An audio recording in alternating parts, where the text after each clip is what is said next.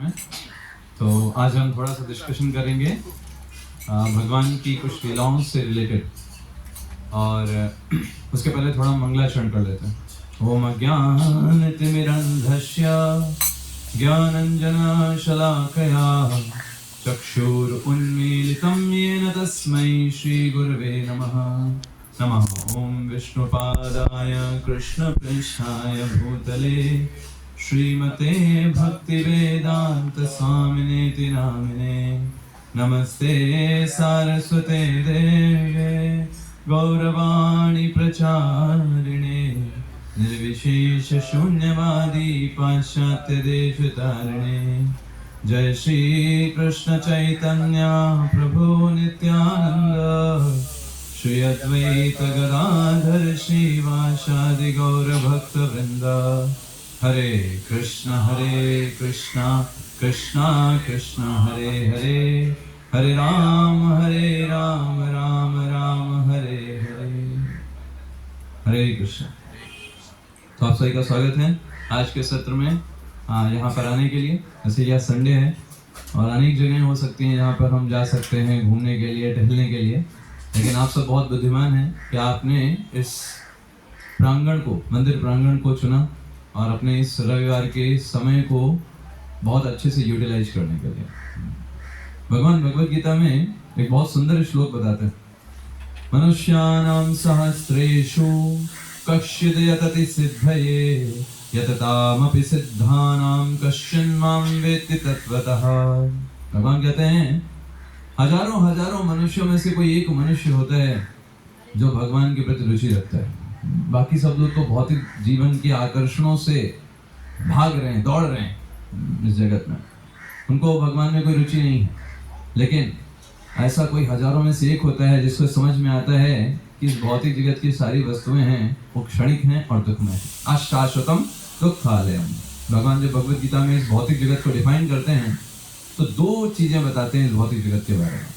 पहला बताते हैं अशाश्वतम, कितना भी यहाँ पर आप कुछ भी इकट्ठा कर लो वो हमेशा रहने वाला नहीं है। जब कभी आप किसी भौतिकवादी व्यक्ति से मिलते हैं, उसके पास बड़े पैसे हैं, बड़ी बड़ी गाड़ियां हैं और बड़े बड़े महलों में रहते हैं, बंगलों में रहते हैं, है ना, आपको लगता है अरे हमारे पास भी होता कितना अच्छा होता है। लेकिन आपको भगवान की बात याद रखनी चाहिए। भगवान क्या बोलते हैं? कुछ भी हो बंदे के पास, क्या हमेशा रहेगा? क्या चीज वो हमेशा रह सकती है? नहीं रह सकती। कितना समय वो एंजॉय करेगा जो भी चीजें उसके पास हैं? क्या इंद्रियों में कितनी क्षमता है एंजॉय करने की? चलिए आपके पास करोड़ों रुपए हैं, क्या आप दिन में 100 रोटी खा लेंगे?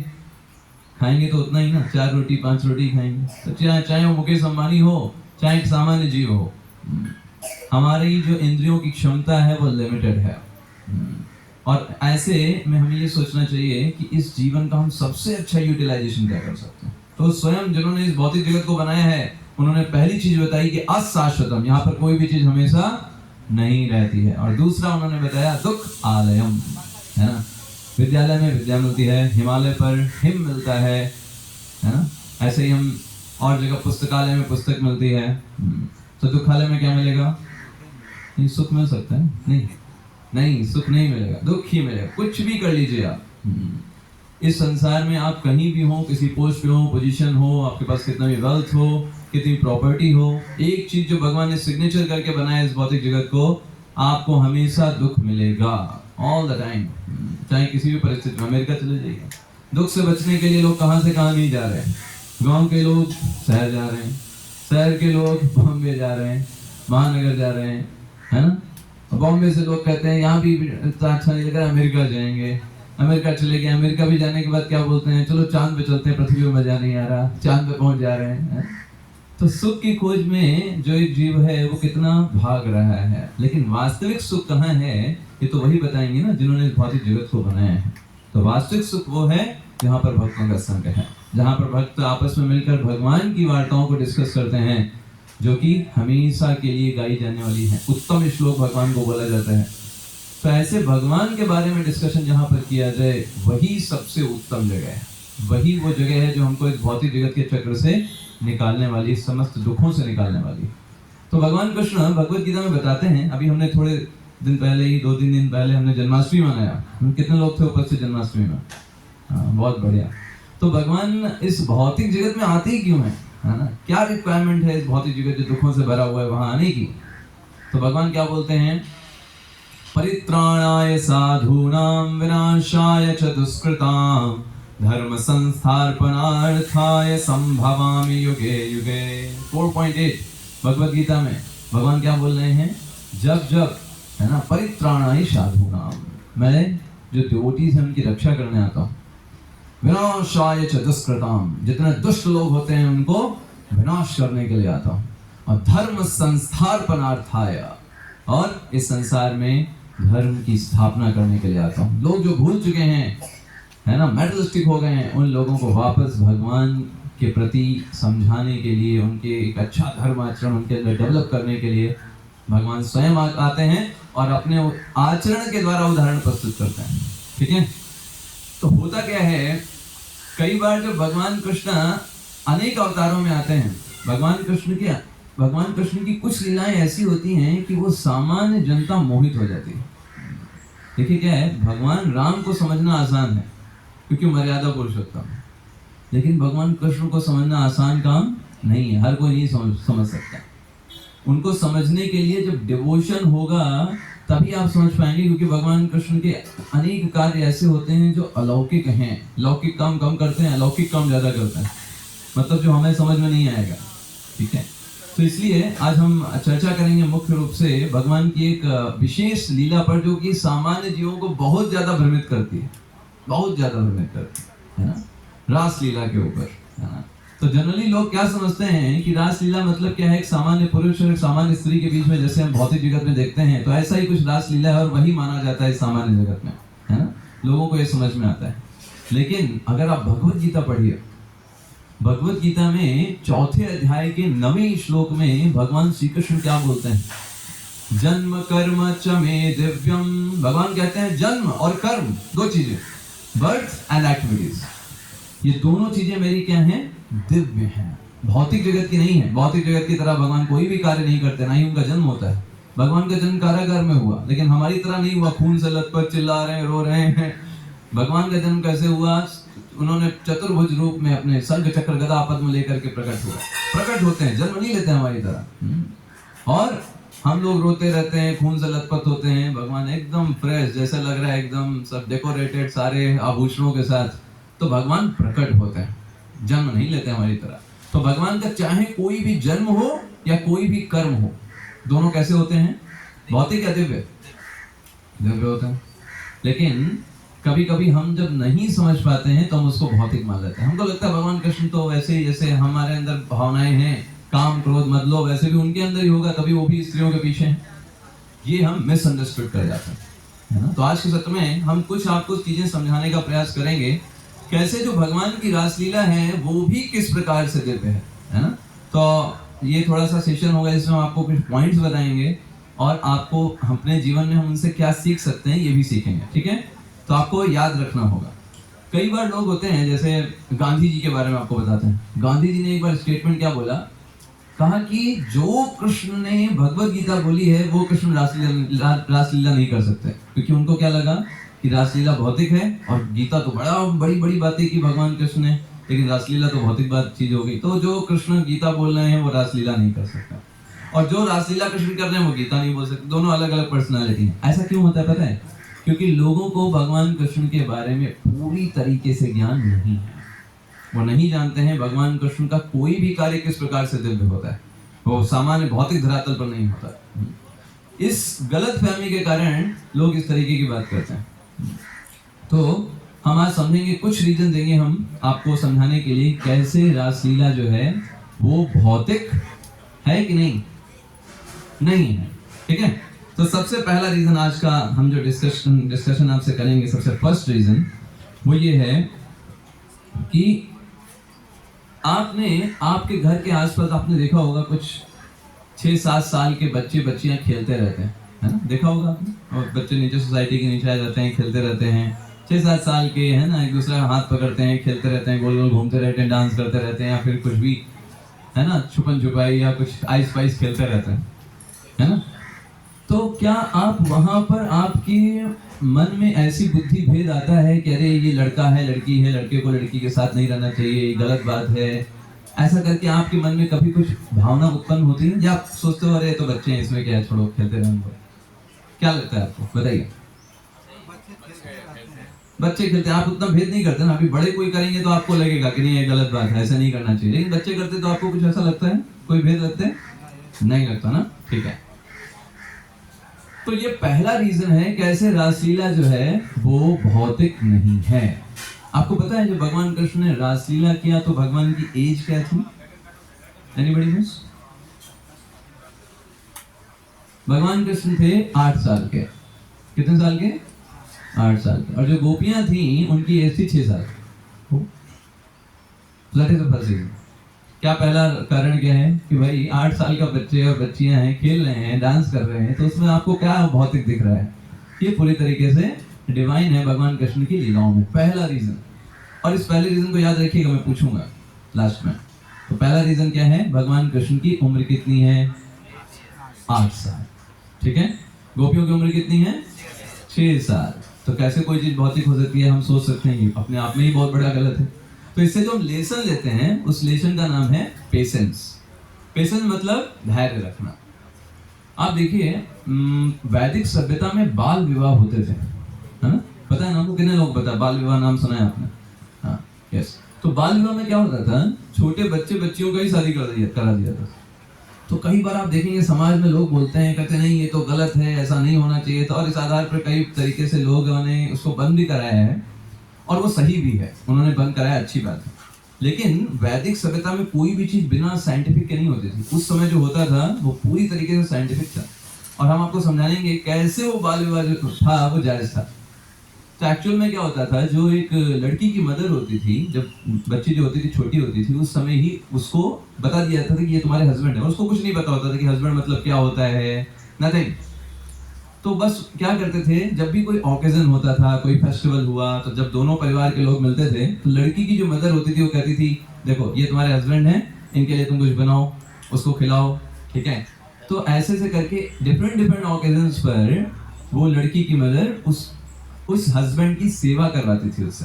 बाकी और कुछ नहीं, कोई संबंध नहीं, कोई भावना नहीं थी सेवा की, जस्ट एक्सटर्नली वो क्या करती थी?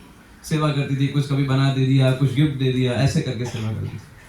तो क्या होता था, जब वो ऐसी मैच्योर परिपक्व अवस्था में पहुंचते थे दोनों लोग, तो उनको ये पता होता था कि ये जो लड़का है मेरा हस्बैंड है और ये लड़की जो है ये मेरी वाइफ है। तो इससे क्या होता था, उनका जो प्रेम होता था वो परिपूर्ण अवस्था को प्राप्त करता था, क्योंकि उन्होंने इतनी सेवा कर रखा है ऑलरेडी, छोटे पर से इतनी सेवा कर रखा है कि उनका प्रेम जो है वो बहुत ही अच्छे से मैच्योर हो जाता था। लेकिन अगर आजकल की परिस्थिति में देखिए, व्यक्ति जो है 25, 26, 27, 28 साल का हो जाता है, उसको पता ही नहीं होता है कि कौन उसकी वाइफ है और क्या है। तो उसका माइंड जो है वो डिफरेंट चीजों, डिफरेंट जगह जाता है, और वो और समाज में उत्पाद पैदा करता है। उस समय क्या था, उसको पता होता था कि भाई मेरा विवाह हो चुका है, मुझे कहीं जाने की जरूरत नहीं है, मुझे भी फोकस करना है अपनी पढ़ाई पर या अपने कैरियर पर। लेकिन आज देख सकते हैं समाज में कितने सारे उत्पाद हैं। तो ये उसका साइड इफेक्ट है। तो इससे हमें लेसन क्या लेना है? लेसन ये लेना है हमें, जैसे उस बच्ची जो छोटी थी तो उसको कुछ नहीं पता था, और ना ही उसके अंदर कोई भावनाएं थी उस हस्बैंड के प्रति कि ये मेरा पति है, तो नथिंग, कुछ नहीं था। लेकिन उसने सिर्फ क्या किया? सर्विस। क्या किया? सिर्फ सेवा किया। और जब वो मैच्योर हो गई तो अपने आप ही प्रेम डेवलप हो गया, सेवा से प्रेम डेवलप हो गया, है ना? सेवा से प्रेम डेवलप हो गया। तो वैसे ही ठीक हमारी स्थिति। हम में से कितने ऐसे लोग हैं जिनको भगवत प्रेम प्राप्त हो गया है अभी, और आंखों से आंसू बहते हैं भगवान का दर्शन करते समय, और लोटपोट हो जाते हैं, गिर जाते हैं, बेहोश हो जाते हैं। कोई है इसमें? एनीबॉडी? नहीं। हम भी उस छोटी बच्ची की तरह हैं। हमको बस इतना बता दिया गया है शास्त्रों की मदद से, हमारे आचार्यों की मदद से, कि भाई भगवान कृष्ण आपके कौन है? हस्बैंड है। कौन है? हमारे हस्बैंड। तो भाई हमने पूछा, तो भाई आप हमको हस्बैंड है तो क्या करना चाहिए? सेवा करनी है। क्या करना है? मंदिर आओ, भगवान की सेवा करो, भगवान को प्रणाम करो। अच्छा ठीक है, ये कर लिया। और जैसे मदर बताती थी ना बच्ची को कि तुम्हें गिफ्ट बना के ले जाना है, तो भगवान को जाकर कुछ अर्पण करो, है ना, उनको भोग लगाओ, उनको प्रणाम करो, है ना। तो ऐसे करके हम भी कर रहे हैं, ठीक है। और हमें भी नहीं, कोई रियलाइजेशन नहीं है, कोई ऐसा नहीं कि हम बहुत ज्यादा भगवान के बड़े भक्त बन गए हैं, हमको बहुत ज्यादा भगवान के प्रति प्रेम डेवलप हो गया है। बिल्कुल एकदम कोरा कागज की तरह, कुछ नहीं पता है। लेकिन जैसे उस बच्ची को जब वो मैच्योर हो जाती है तो वही सेवा जो है किस रूप में परिणित हो जाती है, प्रेम के रूप में। तो वैसे ही जब हम भगवान की सेवाएं करते रहेंगे, आचार्यों को, डिवोटीज के माध्यम से हम भगवान की सेवाएं करते रहेंगे, एक दिन ऐसा आएगा कि हम भी भगवत प्रेम को प्राप्त कर लेंगे। Is this clear? यस। तो पहला रीजन क्या था? What was the reason? Reason क्या था? कैसे भगवान की जो रास लीला है वो डिवाइन है? रीजन क्या था? मैंने बोला था पूछूंगा बाद में। सोचिए क्या रीजन दिया था, क्यों भगवान कृष्ण की लीला भौतिक नहीं? हाँ, कम उम्र है। भगवान की उम्र कितनी है? 8 साल है भाई। 8 साल में बच्चे होते हैं सब लोग। और उसने लेसन क्या सीखा कि सेवा करने से प्रेम आएगा। हमें भी कोई प्रेम प्राप्त नहीं है, लेकिन अगर हम सेवा करते रहेंगे, भले प्रेम नहीं है, नाम जप कर रहे हैं, सेवा कर रहे हैं, भक्ति कर रहे हैं, जुड़े हुए हैं, लगे हुए हैं, तो एक दिन समय ऐसा आएगा कि हम भी, हमारे अंदर भी भगवत प्रेम को हम प्राप्त कर जाएंगे। छोड़ना नहीं है, बस लगे रहना है, ठीक है। That is the second. चलिए अब सेकंड रीजन पे चलते हैं। तो आप मुझे बताइए, इस संसार में अगर हमको कुछ भी खाना होता है, पीना होता है, तो हमें कुछ बाहर से चीज को स्वीकार करना पड़ता है। सही बात है? ऐसा तो कोई नहीं है ना आप में से कि आपको भूख लगी और आपने ध्यान किया, ओ बर्गर वहीं पे प्रकट हो गया और आपने तुरंत खा लिया, या फिर वहीं पे आप सेटिस्फाइड हो गए, चलो भाई ओम बोल दिया मतलब सेटिस्फाइड। ऐसा तो कोई नहीं है ना यहाँ पे। नहीं। हमें क्या करना पड़ता है? भूख लगी तो कुछ बाहर की चीज खानी पड़ती है। पानी वगैरह ऐसा कुछ नहीं है ना, पानी भी हमको क्या करना पड़ेगा? बाहर से ला करके पीना पड़ेगा। या फिर अगर किसी को संतान प्राप्ति भी चाहिए होती है ना, तो चाहे मेल हो या फीमेल हो, तो ऐसा कोई नहीं कि संतान प्राप्ति चाहिए, ध्यान किया और संतान सामने प्रकट हो गई, अंदर से निकल के आ गई बाहर। ऐसा होता है क्या? नहीं। मेल को फीमेल चाहिए, फीमेल को मेल चाहिए, तभी दोनों के संयोग से ही कोई संतान की प्राप्ति होती है। तो भगवान को ऐसी कोई जरूरत नहीं है। हम सोचते हैं क्योंकि हमको ये सब चीजों की जरूरत है, कुछ चीज को प्राप्त करने के लिए, खाना खाना है तो कुछ बाहर से जरूरत पड़ेगी, पानी पीना है तो कुछ बाहर की जरूरत पड़ेगी, है ना। या फिर हमको संतान प्राप्ति चाहिए तो या हमें डिपेंडेंट होना पड़ेगा दूसरे व्यक्ति के ऊपर। लेकिन भगवान को इन सब चीजों की कोई जरूरत नहीं है। That is the second reason. और भगवान का नाम क्या है? आप्त काम। भगवान का क्या नाम है? क्या नाम है? फिर से बोलिए। यस, एक नाम है आप्त काम। इसका मतलब क्या होता है? जो खुद से ही संतुष्ट रहते हैं। उनको कोई व्यक्ति नहीं चाहिए जो उनको कुछ कर दे तो भगवान संतुष्ट हो जाएंगे, चाहिए ही नहीं कोई उनको, वो खुद में ही संतुष्ट है। इसलिए उनका एक नाम क्या है? आप्त काम। तो आप कहेंगे प्रभु जी ऐसा कैसे आप कह सकते हैं? क्या कोई ऐसा एग्जाम्पल है आपके पास? देख लीजिए एग्जाम्पल। आप मुझे बताइए ब्रह्मा जी कहाँ कैसे उत्पन्न हुए? Anybody nose? ब्रह्मा जी कैसे उत्पन्न हुए? भगवान की नाभि से। लक्ष्मी जी का कोई जरूरत है? कोई जरूरत पड़ा लक्ष्मी जी का? बताइए। लक्ष्मी जी पैर दबा रही हैं और ब्रह्मा जी कहाँ से निकल आए? भगवान की नाभि से निकल आए, ब्रह्मा जी प्रकट हो गए, कोई जरूरत नहीं दूसरे व्यक्ति की, स्वयं सेटिस्फाइड। ठीक है। ऐसे ही भगवान का एक अवतार है नर नारायण ऋषि के रूप में। आप आज भी वो तपस्या कर रहे हैं। कहाँ पर? बद्रीनाथ में। बद्रीनाथ आप में से कोई गए? बद्रीनाथ नहीं? अच्छा आप गए। तो वहां पर 2 बड़े बड़े पर्वत है नर नारायण, उनको आज भी माना जाता है कि वहां पर तपस्या कर रहे हैं। भगवान ने वो जो अवतार लिया था तपस्या को रिप्रेजेंट करने के लिए लिया था। तो हुआ क्या, जब इतनी तपस्या भगवान कर रहे थे, आप जानते हैं जब कोई व्यक्ति तपस्या करता है तो कौन सा व्यक्ति ईर्ष्या हो जाती है उसको? इंद्र को। इंद्र को प्रॉब्लम हो जाती है, अब तो लगता है हमारा पद लेने वाला है, तो गड़बड़ हो जाएगा हमारा काम। तो जब भी व्यक्ति के पास कुछ पोजीशन होती है ना, उसको डर आ जाता है। कोई पोजीशन नहीं तो कोई डर नहीं, ठीक है। पोजीशन होती तो डर लगता है। इंद्र के पास पोजीशन है। क्या पोजीशन है? कहाँ के राजा हैं? पता लोग के? अच्छा स्वर्ग लोग के। हाँ, स्वर्ग लोग के राजा, ठीक है। अब उनको डर है कि स्वर्ग लोग उनका चला ना जाए, तो क्या करते हैं? हमेशा की तरह वो कुछ अप्सराओं को भेजते हैं, ठीक है। बहुत सुंदर सुंदर स्वर्ग की जो सबसे सुंदर अप्सराएं हैं वो भेजते हैं। किसको प्रभावित करने के लिए? किसको प्रभावित करने के लिए? किसको? कौन तपस्या कर रहा है? नर नारायण ऋषि को प्रभावित करने के लिए स्वर्ग की अप्सराएं आ गई और वहां पर नृत्य करने लगी। नर नारायण एकदम बढ़िया से तपस्या कर रहे हैं। नर कौन है? अर्जुन है, और नारायण कौन है? भगवान कृष्ण है। वो उसी स्वरूप में वहां पर तपस्या कर रहे हैं। नारायण भगवान ने आंखें खोला, कहा देखा स्वर्ग की अप्सराएं डांस कर रही हैं। भगवान तो कोई प्रभावित, भगवान ने ही सबको उत्पन्न किया, वो उनको कौन प्रभावित कर सकता है? उन्होंने कहा चलो इनको, इंद्र को थोड़ा मजा चखाते हैं। नारायण भगवान ने क्या किया, अपने जंघा पे हाथ रखा और 2 बार 3 बार जंघे पे हाथ को रगड़ा, ठीक है, और उस जंघे से ही स्वर्ग से भी 1000 गुना सुंदर अप्सराएं निकल के आ गई, ठीक है, और वहां पर प्रकट होकर के डांस करने लगी उनके सामने ही, स्वर्ग की अप्सराओं के सामने ही। और वो अप्सराएं इतना सुंदर थी कि स्वर्ग की जो अप्सराएं थी उनके सामने बंदरियां लग रही थी। लग रहा था कि बंदर प्रजाति के वो लोग हैं। वो लोग शर्मा करके उन्होंने अपना डांस बंद कर दिया और इंद्र के पास लौट गए कि हम लोग तो बहुत बदसूरत हैं इनके, इन लोगों के सामने। और फिर इंद्र को समझ में आ गया वो सिंपल पर्सनालिटी नहीं है, भगवान ही स्वयं है, अदरवाइज कोई इतना कर ही नहीं सकता। और वो वापस क्षमा मांगने आया। भगवान ने कहा कोई बात नहीं, तुम तो इस तरीके से मोहित होते ही रहते हो। भगवान ने उसमें से एक अप्सरा, जिसका नाम है उर्वशी, क्या नाम है? उरु का मतलब होता है जंघा, जंघा से उत्पन्न हुई नारायण भगवान की, इसलिए उनका नाम उर्वशी है। वो स्वर्ग में बोला ठीक है तुम इस अप्सरा को लेकर के जा सकते हो। और वो अप्सरा सारी अप्सराओं की वहां पर सबसे सुंदर अप्सरा हो गई उर्वशी। तो आप सोच सकते हैं भगवान के पास सब कुछ है, उनको कोई जरूरत नहीं है किसी भी व्यक्ति की उनको संतुष्ट करने के लिए। He is self satisfied personality, है ना। उनको ब्रह्मा जी को उत्पन्न करने के लिए लक्ष्मी जी की जरूरत नहीं है, उनको किसी सुंदरता के लिए किसी स्वर्ग की अप्सराएं उनको मोहित नहीं कर सकती। तो भगवान ने ही सारी सुंदरता को उत्पन्न किया है। संसार में भी जितनी सुंदरता हम देखते हैं, चाहे कोई एक्टर हो, एक्ट्रेसेस हो, या कोई भी सामान्य जीव हो, कोई भी नेचर की सुंदरता हो, वो सब कहाँ से आई है? भगवान से आई है। भगवान का तो एक नाम है मदन मोहन। क्या नाम है? यस, मदन मतलब, मदन का मतलब होता है कामदेव। कौन है? कामदेव। यस, कामदेव कौन है? जितने भी देवी देवता हैं उनमें सबसे सुंदर कौन है?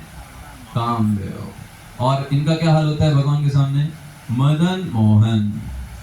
कामदेव जब भगवान का दर्शन करते हैं वहीं पर फेंट होके गिर जाते हैं, बेहोश हो जाते हैं। इतना सुंदर भगवान है, इसलिए उनका नाम क्या है? मदन मोहन। ऐसे भगवान को कैसे किसी व्यक्ति की जरूरत होगी, या हम ये बोले कि भगवान रासलीला कर रहे हैं, भगवान को स्त्रियों की आवश्यकता है संतुष्ट होने के लिए, मूर्खता है अपने आप में।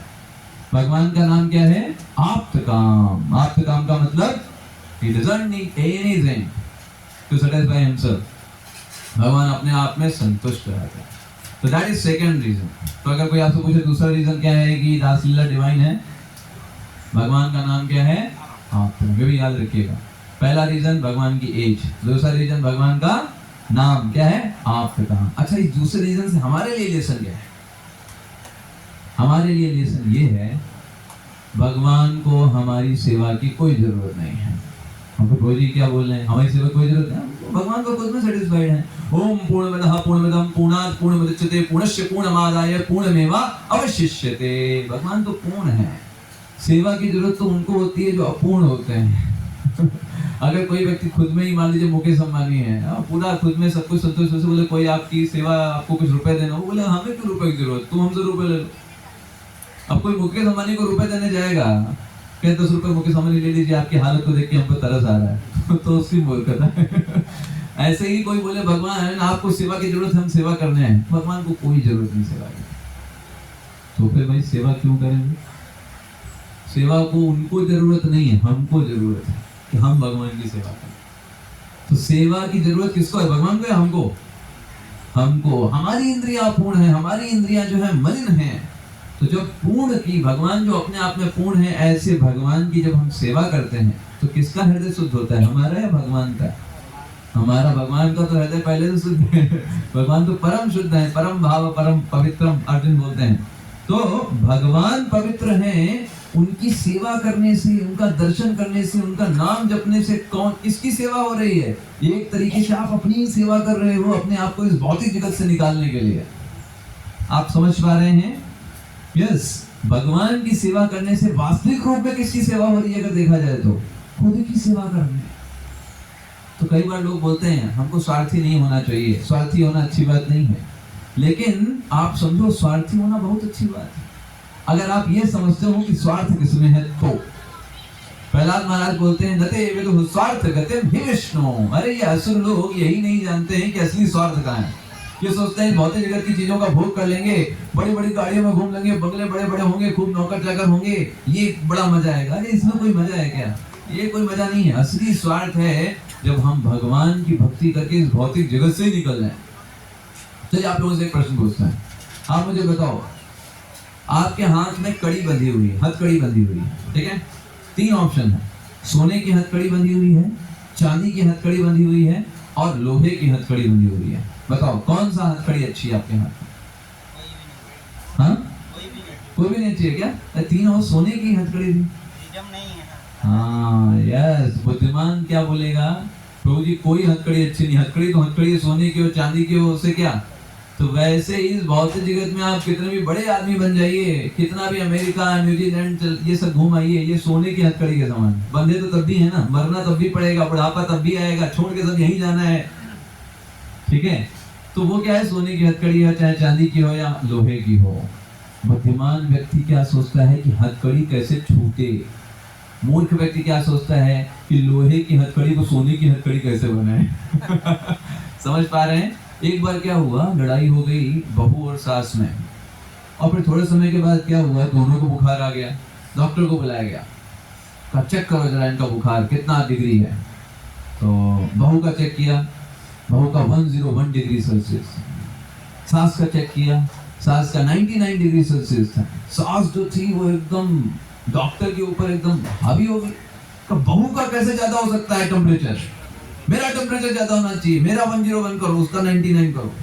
तब डॉक्टर ने उसको समझाया, भाई 101 खराब होता है, 99 अच्छा है, वो ज्यादा परेशानी में। अच्छा ऐसी बात है क्या? हाँ तो ठीक है। वैसे ही संसार में क्या है, लोग सोचते हैं ज्यादा पैसे, ज्यादा बड़ी बड़ी चीजें, ये सब कितना बढ़िया है, बहुत मजा आएगा। अरे भाई वही तो आपको नीचे लेके जाएगा। आप मुझे बताइए, एक व्यक्ति नदी में डूब रहा है, उसके ऊपर आपने सारे सोने चांदी गहने ऊपर लाद दिए उसके, तो जल्दी डूबेगा कि बचेगा? जल्दी डूबेगा। ऐसे ही संसार में हर एक व्यक्ति जो है काम क्रोध मद लोभ में फंसा हुआ है इस संसार में। ऊपर से आपने उसको खूब पैसा दे दिया, खूब पावर दे दिया, खूब सारा उसको, तो और पागल हो जाएगा वो, है ना? और जल्दी डूबेगा, पहले कम डूब रहा था। तो भौतिकता में आगे बढ़ना कहीं पर से भी अच्छा नहीं है। अपने आप को आध्यात्मिकता में आगे बढ़ाने के लिए प्रयत्न करना चाहिए, वो असली आपका प्रयास है। भौतिकता में देखिए कितने लोग आए गए, कौन जानता है। नेपोलियन ने कितना सारा पूरा विश्व लगभग जीतने को आ गया है। हिटलर ने कितना कुछ किया, कहाँ है वो सब? कोई जानता है उनको? सब गायब। तो भगवान को सेवा की जरूरत नहीं है। सेवा की जरूरत किसको है? हमको जरूरत है। भगवान तो अपने आप में संतुष्ट है। हम जब उनकी सेवा करेंगे तो हम भी अपने आप को शुद्ध कर पाएंगे। जब हम उनको गिफ्ट देते हैं, हम उनके लिए कुछ सेवाएं करते हैं, उनका दर्शन करते हैं, हमारे हृदय की शुद्धि होती है। और ये मंदिर एक ऐसा वातावरण है जिसमें हम भगवान का नाम जप कर सकते हैं, भक्तों का संग कर सकते हैं और भगवान के प्रति जान सकते हैं। ठीक बात है? यस। सो सेकेंड रीजन क्या था? आप्त काम। भगवान का नाम क्या है? आप्त काम है। और लेसन हमने क्या सीखा? यस, किसको सेवा की जरूरत है? हमको ही जरूरत है। एक तरीके से सेवा, हम भगवान के दर्शन हम करके नहीं आ रहे, नुकसान किसका हो रहा है? हमारा नुकसान हो रहा है, भगवान को कोई नुकसान नहीं है। भगवान को तो हजारों करोड़ों करोड़ों लोग भगवान के दास हैं, सेवक हैं, है ना? लेकिन हम नहीं जा रहे, ये हमारी समस्या है। हम भगवान का नाम नहीं ले रहे, हमारी समस्या है, ये हमारी प्रॉब्लम है। भगवान तो अपने आप में संतुष्ट है। Now the third reason, very important. भगवान का नाम है यदुपति। ये तीसरा रीजन। क्या नाम है भगवान का? यदुपति। यदुपति का मतलब क्या होता है? यादवों के स्वामी, उसमें सरदार, है ना? मेन व्यक्ति सारे यादवों में, वो क्या कहलाते हैं? यदुपति। तो भगवान यदुपति हैं, यादवों में सबसे प्रमुख व्यक्ति है। तो यादवों का इतना जबरदस्त चरित्र होता है, उनके चरित्र में आप एक दाग कभी नहीं देख सकते। एक यादव के बारे में जस्ट आपको बताते हैं, अर्जुन भी यादव हैं। तो हम अर्जुन के बारे में जस्ट आपको चर्चा करते हैं। अभी हमने उस अप्सरा का क्या नाम बताया था जो नारायण के जंघा से निकली थी और स्वर्ग में चली गई? उर्वशी। उस समय नर के रूप में अर्जुन भी वहां उपस्थित थे और उन्होंने उर्वशी को अपने माता की दृष्टि से देखा था उस समय, है ना? भगवान के जंघा से निकली थी। तो एक बार क्या हुआ, अर्जुन के, आप जानते हैं अर्जुन के जो पिता हैं वो इंद्रदेव हैं। इंद्रदेव की मदद से पांडु के द्वारा कुंती को इनको अर्जुन की प्राप्ति हुई थी। ठीक है, तो अर्जुन अपने पिता के यहाँ गए थे, तो इंद्र ने उनको अपने सिंहासन पर बैठाया और उस समय खूब सारी अप्सराएं जो थी नृत्य कर रही थी। उस समय उर्वशी भी वहां पर थी। तो इंद्र को ऐसा लगा, अर्जुन जो है उर्वशी को देख रहे थे माता की दृष्टि से, इंद्र को ऐसा लगा कि ये उर्वशी का संग करना चाहता है, और इंद्र ने उर्वशी को कहा कि आप जाइए अर्जुन के पास। उर्वशी अर्जुन के पास गई और अर्जुन से बोला, देखिए आप नवयुवक हैं और मैं स्त्री हूं, मैं आपसे विवाह करना चाहती हूँ। अर्जुन ने कहा, देखिए आप मेरी माता के समान हैं, ठीक है, और मैं आपको उसी दृष्टि से देखता हूँ, इसके बारे में कभी विचार भी नहीं करता। उर्वशी ने बोला, देखो ये सारे रूल्स रेगुलेशन जो है ना वो पृथ्वी पे चलते हैं, ये स्वर्ग लोक है, यहाँ पे कोई रूल्स रेगुलेशन नहीं है। अर्जुन ने कहा, नहीं, मेरा चरित्र जो है वो स्पष्ट है। उर्वशी ने बोला, अगर तुम मुझे नहीं मानोगे, 1 साल के लिए तुम यूनक हो जाओगे, किन्नर बन जाओगे 1 साल तक के लिए। अर्जुन ने कहा, पूरे जीवन भी बन जाए कोई फर्क नहीं, लेकिन अपने चरित्र में दाग नहीं आने देंगे। ये है अर्जुन, एक याद रखो। और इसके चलते हैं अर्जुन को 1 साल तक किन्नर बनना पड़ा, लेकिन वही जो श्राप था उनके लिए वरदान हो गया। बोलो क्यों? क्योंकि उस समय अज्ञातवास का वर्ष था, और अज्ञातवास के समय उनको छुप करके रहना था। अगर पकड़े जाते तो फिर से 12 साल वनवास होता। तो उस 1 साल वो किन्नर बन करके वहां पर जो विराट देश के राजा हैं उनकी पुत्री को वो डांस सिखाते थे। तो देखिए इनका चरित्र, देखिए एक यादव के चरित्र के बारे में बात हो रही है, अर्जुन का कैसा चरित्र है। जब यही विराट देश में राजा की पुत्री को ये डांस सिखाते थे, कौन? अर्जुन, उस 1 साल में। और जब बाद में जब पूरा 1 साल कंप्लीट हो गया, सबको पता चल गया ये पांडव नहीं, ये तो पांडव हैं, 5 पांडव हैं यहाँ पर, हम लोग साथ रह रहे थे छुप करके।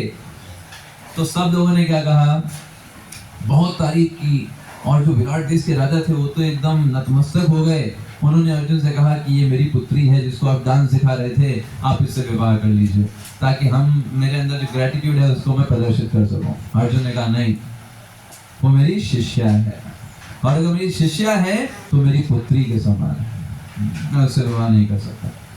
तो सोचिए, अर्जुन एक तरफ उर्वशी के साथ, और एक तरफ आप देख सकते हैं आप विराट देश के राजा की पुत्री के साथ, उन्होंने विवाह नहीं किया। ऐसे चरित्रवान व्यक्ति जो है यादव परिवार में बिलोंग करते हैं, और ऐसे यादवों के सरदार कौन है? भगवान श्री कृष्ण है। यदुपति बोला जाता है उनको, यदुपति बोला जाता है। तो आपको क्या लगता है, भगवान कुछ इस तरीके का कार्य करेंगे जो भौतिक होगा, है ना, जो चरित्रहीन होगा? बिल्कुल नहीं, बिल्कुल भी नहीं। तो इस लेसन से, इस रीजन से हम क्या लेसन सीखेंगे? हर रीजन से हम एक लेसन सीखते हैं। तो यदुपति भगवान का नाम है। इस रीजन से हम ये लेसन सीखते हैं, हमेशा हमें अपने जीवन में चूज करने का समय मिलता है, राइट और रॉन्ग में। कुछ हमारे मित्र होंगे वो हमको भौतिकता की तरफ आकर्षित करेंगे, कहेंगे ये देखो यहाँ आओ, ये घूमो, वहां जाओ, कहाँ मंदिर में हो फंसे पड़े, है ना, अरे एंजॉय करो, जीवन तो एंजॉय करने के लिए मिला हुआ है ना। और कुछ होंगे जो डिवोटीज होंगे, जो हमेशा हमको भगवान की तरफ जोड़ेंगे, कहेंगे देखो ये मनुष्य जीवन बहुत इंपॉर्टेंट है, 84 लाख योनियों में ये हमको मनुष्य जीवन कितना रेयर है, दुर्लभ मनुष्य जीवन। तो इस मनुष्य जीवन को यूटिलाइज करो, भगवान से जुड़ करके, अपने आप को जान करके कि तुम्हें शरीर नहीं हो, आत्मा हो, और अनेक शरीरों में अभी तक घूम रहे हो। तो बेहतर हो तुम इस मनुष्य जीवन को यूज करो और भगवत प्राप्ति करो, इस भौतिक जगत के कष्टों से निकलो जो अशाश्वत दुखालय है। तो हमें क्या करना चाहिए, किसको सुनना चाहिए, उन दोस्तों को या भक्तों को? ये आपके ऊपर है। भगवान ने आपको फ्री विल देकर रखा है, भगवान कभी उसमें हस्तक्षेप नहीं करता। भगवान कहते हैं तुम्हें जो चूज करना करो, जो चूज करोगे उसके आधार पर रिजल्ट आएगा। डिवोटीज को चूज करोगे तो पूरा जीवन जो है वो तुम्हारा धन्य हो जाएगा। पूरा जीवन जो है तुम्हारा जीवन इस तरीके का हो जाएगा कि जो दूसरों के लिए आदर्श हो। और अगर तुम मैटेरियलिस्टिक लोगों को चूज करोगे तो वो जुगनू की तरह प्रकाश देते हैं। जुगनू की तरह प्रकाश कैसा होता है, थोड़ा देर देंगे फिर किधर कूद गए कुछ पता नहीं चलता, और वो तभी बस रात में ही दिखाई देता है। लेकिन डिवोटीज और भगवान की ग्लोरी जो है वो सूर्य की तरह चमकती है, एक बार चमकती है तो पूरा अंधकार हर जगह का मिट जाता है। तो इसलिए जो बुद्धिमान लोग होते हैं वो अच्छे लोगों का संग चूज करते हैं। एक बहुत बड़े दार्शनिक हैं, उन्होंने बोला है कि अगर किसी व्यक्ति को बताना है कि कैसा है तो उस व्यक्ति से मन मिलो, उन 5 लोगों से मिलो जिससे वो व्यक्ति सबसे ज्यादा मिलता है। उन 5 लोगों का व्यवहार ही उस व्यक्ति को बता देगा वो कैसा है। तो कहने का आशय क्या है, अगर हम उन 5 लोगों को अच्छे चूज कर लें तो वही हम बन जाएंगे। तो व्हाई डोंट टेक डिवोटीज, हम क्यों नहीं भक्तों को ले लेते हैं अपने 5 लोगों जिनसे हम सबसे ज्यादा संग करें, उनको सबसे ज्यादा उनसे आदर्श लें, उनसे सीखें भगवान के बारे में, ग्लोरीज। सो दैट इज, हम बोल सकते हैं हमारी इच्छा। लेसन क्या है, हमें अपनी इच्छा को ध्यान पूर्वक उसको बनाना चाहिए, desire. Yes, now coming to the fourth part, fourth reason. Fourth reason है, अरे इस रासलीला के बारे में कौन कौन लोग बोलते हैं, जरा ये तो पता करें। रासलीला के बारे में बोल रहे हैं, आपको पता है रासलीला का वर्णन कहां पर आता है? श्रीमद् भागवतम 10वें स्कंध। तो श्रीमद् भागवतम को किसने बोला बताइए? वो इसको श्रीमद् भागवतम एनीबॉडी नोस? सुखदेव गोस्वामी। किसको बोले? परीक्षित महाराज को। आप सोचिए, परीक्षित महाराज जिनको 7 दिन के बाद मृत्यु होगी, 5 दिन ऑलरेडी हो गए, 2 दिन बाकी। तो आपको क्या लगता है सुखदेव गोस्वामी वहां पर कोई भौतिक लीलाएं के बारे में वर्णन करेंगे? बताइए। और सुखदेव गोस्वामी भी कौन है? कोई सामान्य व्यक्ति नहीं है, भगवान के शुद्ध भक्त हैं जिनके हृदय में कोई भी भौतिक इच्छा नहीं। ऐसे सुखदेव गोस्वामी परीक्षित महाराज जिनकी मृत्यु होने वाली है, उनको कुछ सामान्य चीजें बताएंगे? बताइए, नहीं ना? चैतन्य महाप्रभु के बारे में कौन कौन जानता है? रेज हैंड करिए।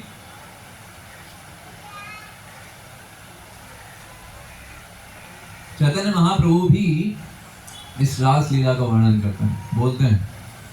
और चैतन्य महाप्रभु बहुत स्ट्रिक्ट सन्यासी हैं। कोई भी स्त्री चैतन्य महाप्रभु के पास नहीं आ सकती, इवन प्रणाम करने के लिए भी दूर से प्रणाम करती थी। चैतन्य महाप्रभु इतने स्ट्रिक्ट सन्यासी थे, लेकिन वो भी रास लीला का वर्णन करते हैं, उनके बारे में बोलते हैं। स्वयं भगवान श्री कृष्ण है, आदर्श सिखा रहे हैं। कैसा कैसे?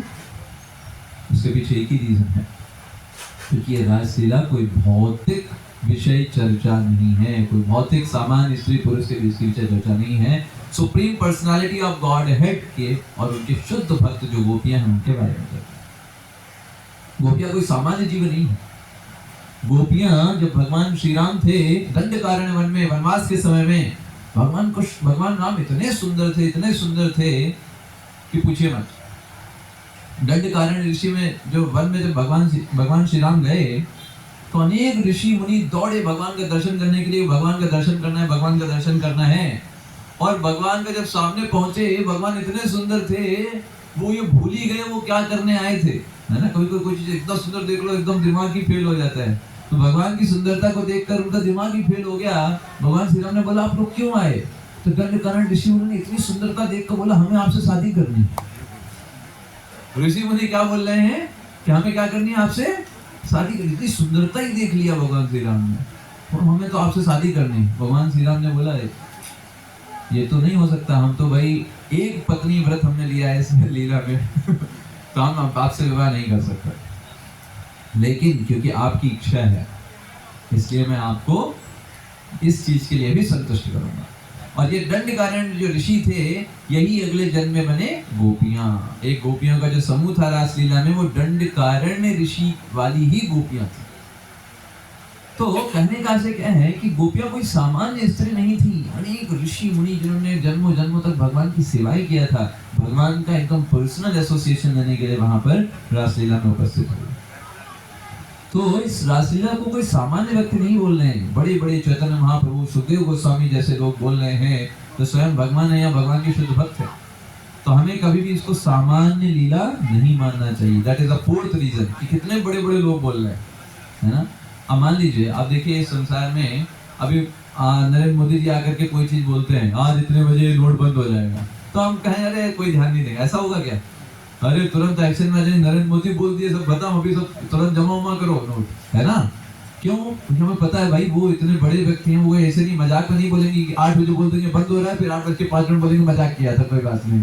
ऐसा तो होगा नहीं, है ना?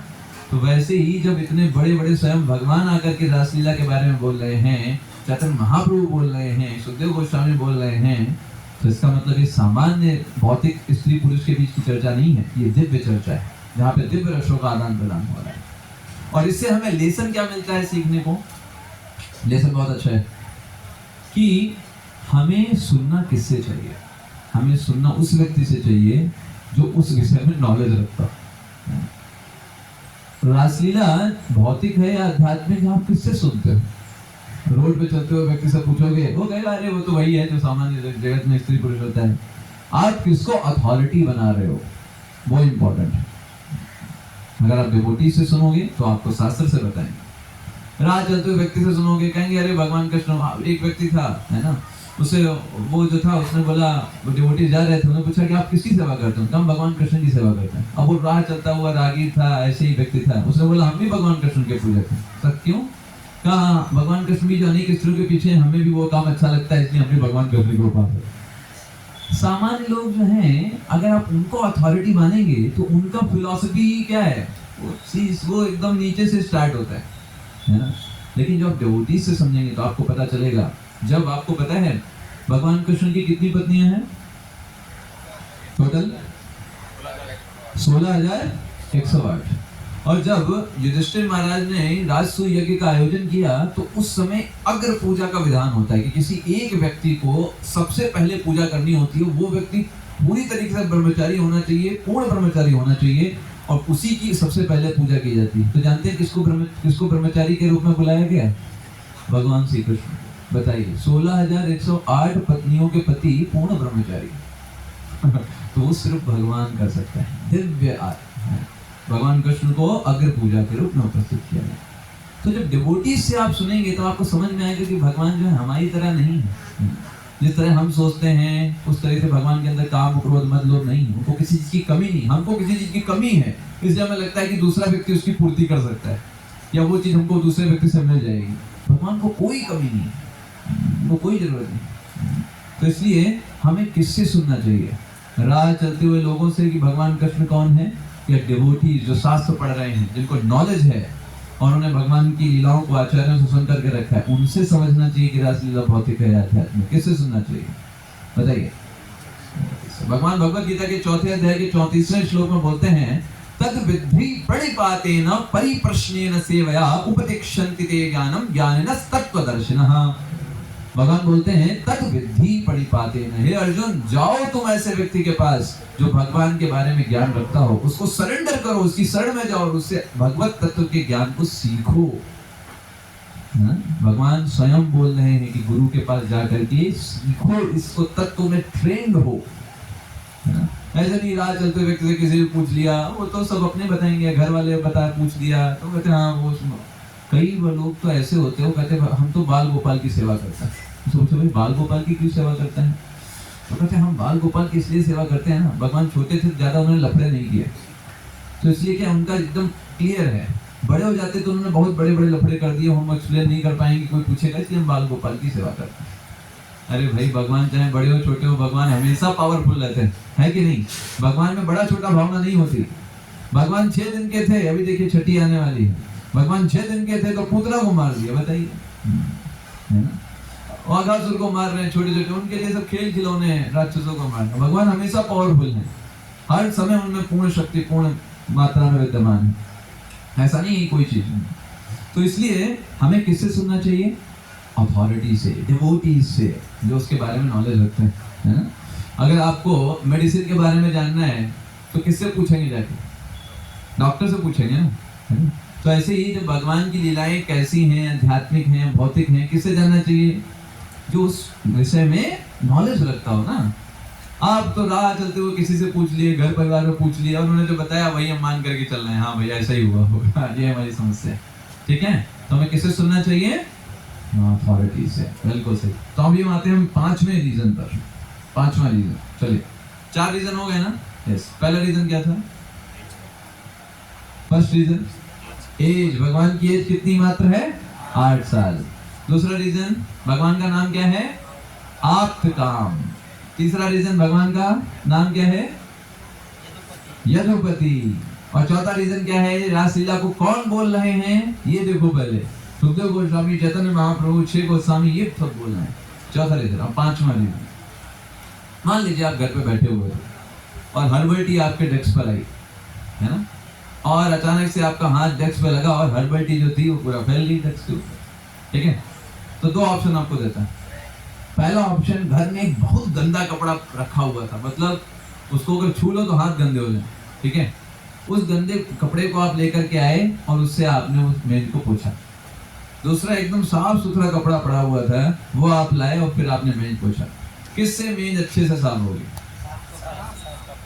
साफ कपड़े से अच्छे से साफ होगी, ये सब लोग मानते हैं? कितना लोग मानते हैं लोग? अच्छा, चलिए, एक बात है।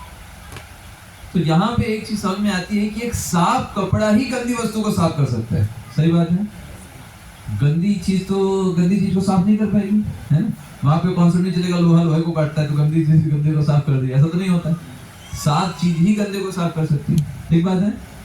तो अगर वास्तव में भगवान कृष्ण की जो लीलाएं हैं वो भौतिक हैं और वो गलत हैं, और वो ये कहा जाए कि अगर वो शुद्ध नहीं है, तो ऐसा कैसे संभव है कि भगवान कृष्ण से जो लोग जुड़ते हैं, उनका नाम जो जप करते हैं, उनका हृदय शुद्ध होने लगता है?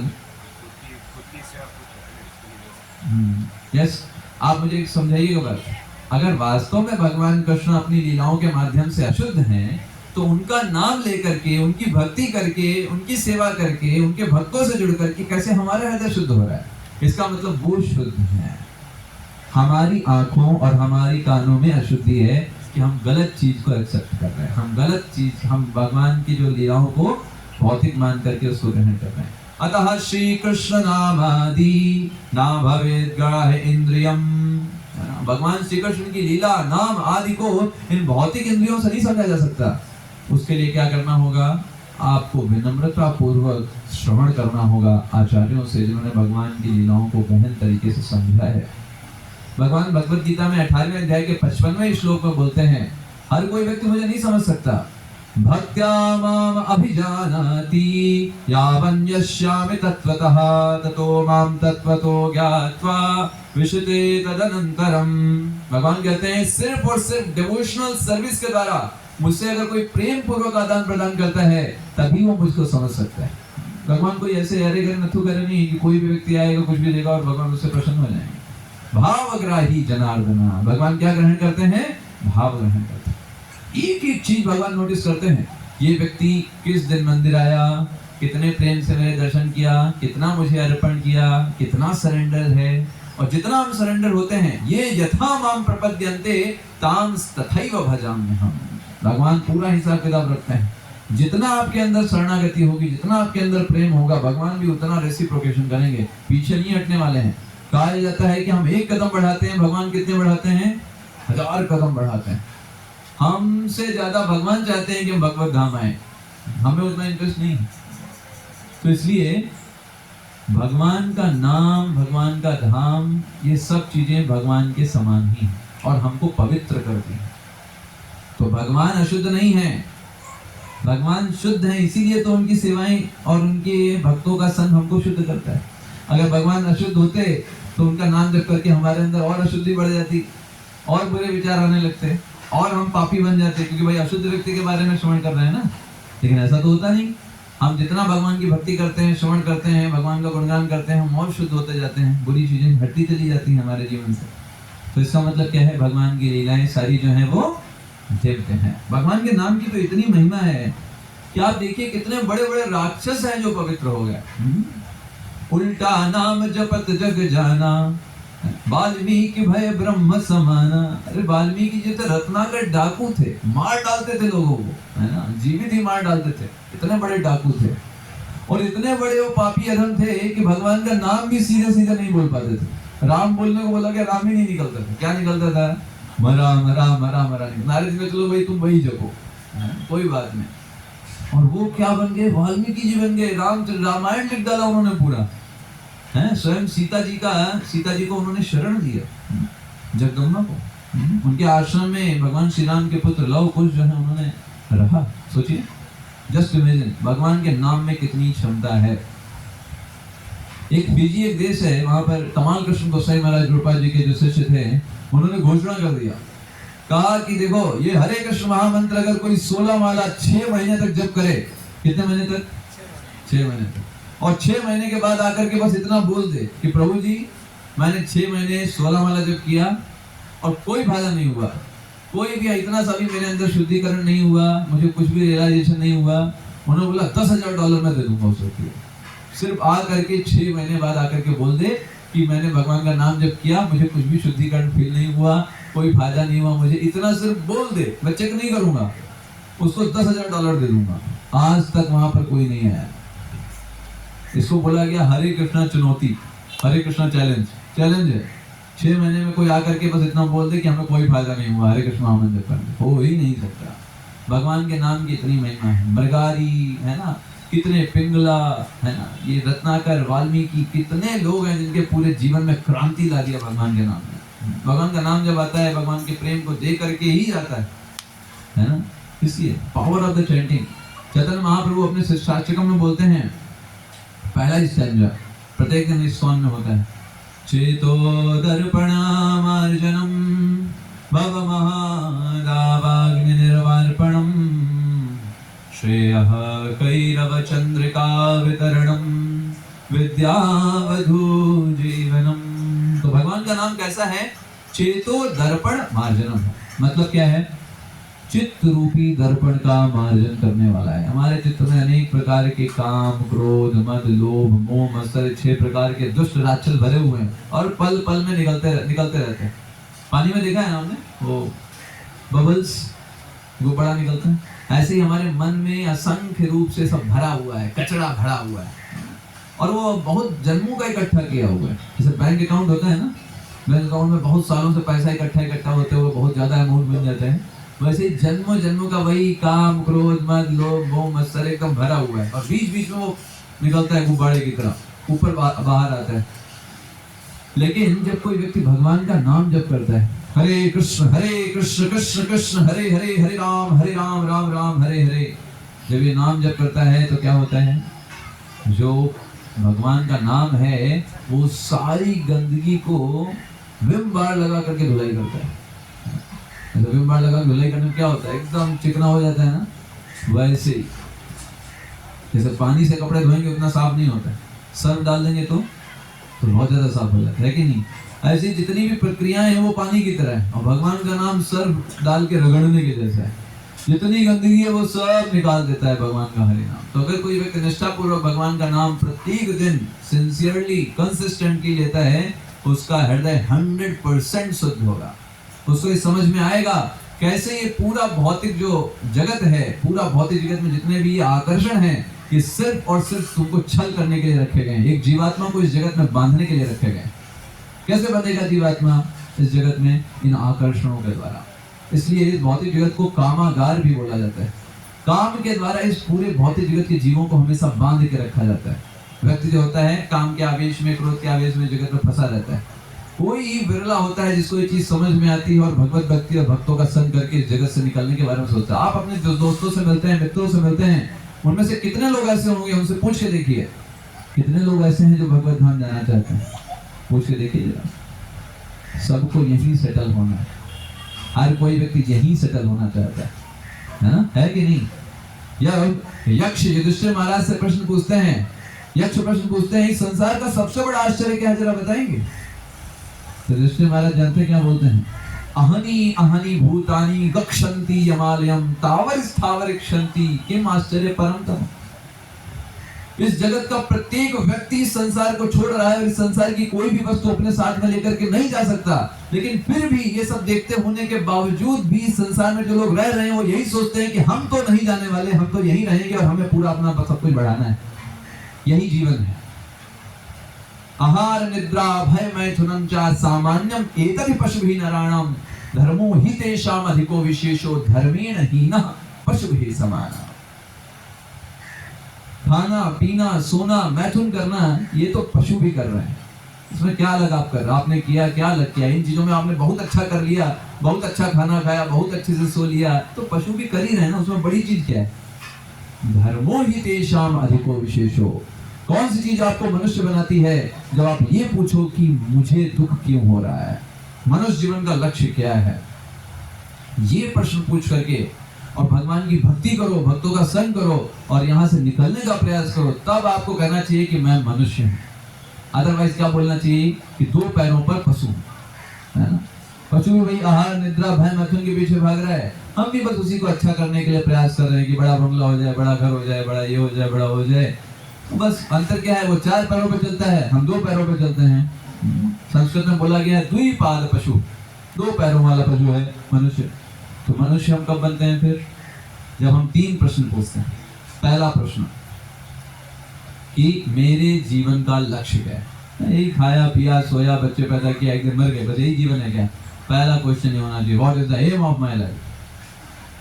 दूसरा प्रश्न, मैं हूँ कौन भाई, कि ये शरीर तो हम नहीं देख रहे हैं, शरीर तो बदल रहा है हर 5-10 साल में। देखिए पिछला फोटोग्राफ देखिए, कभी कोई खुद ही व्यक्ति नहीं पहचानते, मैं था क्या, इतना दूल्हा बदला था क्या, हम खुद ही नहीं पहचान पाते। इसका मतलब शरीर हम नहीं है, तो क्या है, व्हाट इज द आइडेंटिटी। पशु कभी नहीं पूछेगा, मनुष्य पूछ सकता है। एंड थर्ड थिंग, मैं नहीं चाहता फिर भी मेरे जीवन में दुख क्यों आते हैं।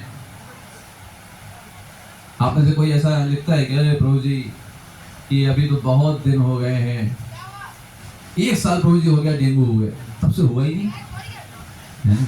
अरे मच्छर हो तो हम ले आए कटवा लें, कितना अच्छा लगता है हॉस्पिटल में लेटे हुए सब लोग मिलने आते हैं, बढ़िया बढ़िया फल लेकर के आते हैं, बहुत अच्छा लगता है। प्रभु जी कब होगा अगली बार, क्या है ना, म्यूनिसिपालिटी वालों से पूछे क्या उनके पास कुछ हो तो डेंगू का मच्छर। कोई ऐसा दुखों को बुलाता है क्या, कोई दुखों का नहीं बुलाता, फिर भी दुख नहीं आते हैं क्या, फिर भी दुख आते हैं हमारे जीवन में, क्यों भाई।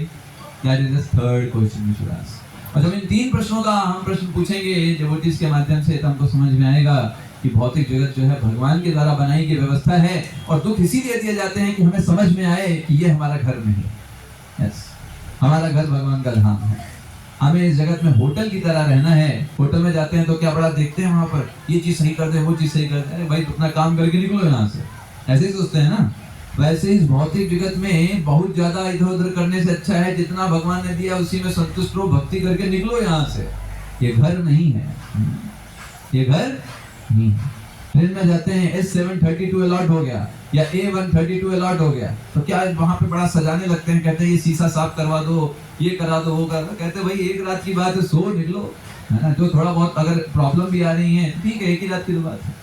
ऐसे इस भौतिक जगत में भी बहुत सारी समस्याएं आएंगी। आप भक्ति करेंगे, ऐसा नहीं कि आज सामान्य पथ रहेगा, कोई लोग बोलेंगे नहीं, सब कहेंगे अरे प्रभु जी तो डिवोटी हो गए, माता जी तो भक्त हो गए, तो उनको कुछ बोलना नहीं। नहीं, लोग तो अपमान करेंगे, हंसी उड़ाएंगे, मजाक करेंगे, सबका सहन करते रहिए, सहन करते रहिए और भगवान की सेवा करते रहिए और निकलिए इस भौतिक जगत से। क्योंकि भौतिक जगत प्रभुपाद जी बोलते हैं अच्छे लोगों की जगह नहीं है। यहाँ कौन लोग आते हैं, जो दुष्ट प्रकृति के होते हैं। अच्छे लोगों की जगह भौतिक जगत नहीं है, not for the good people. अच्छे लोगों की जगह कौन सा है, आध्यात्मिक जगत, भगवान का धाम, वो अच्छे लोगों की जगह। तो वहां निकलना है हमको, यहाँ पर पचड़े में पड़े नहीं रहना है। तो बुद्धिमानी क्या है, यहाँ से निकलना। तो चलिए एक बार हम रिकैप कर लेते हैं। आज के लेसन में हमने आज जो कुछ भी सीखा, समझने का प्रयास किया। हमने सीखा किस प्रकार से भगवान की जो लीलाएं हैं वो सभी दिव्य हैं, है ना। भौतिक तरीके से अगर नहीं भी ठीक लग रही हैं, है ना, तो भी वो क्या है, दिव्य है ना। ऐसा नहीं है। और हमने इसके लिए पहला हमने रीजन क्या बोला, भगवान की एज कितनी है, मात्र 8 साल, ओनली 8 ईयर्स, है ना, ओनली 8 ईयर्स भगवान की एज। तो अगर भगवान की एज 8 साल है तो फिर क्या है, तो सामान्य बच्चे, हम 8 साल का बच्चा अगर कोई 6 साल की बच्ची के साथ कुछ खेल रहा है तो हम उसमें कुछ गलत नहीं देखते। तो वैसे हम भगवान की लीलाओं में कैसे हम गलत देख सकते हैं, है ना। इतना हमको बुद्धि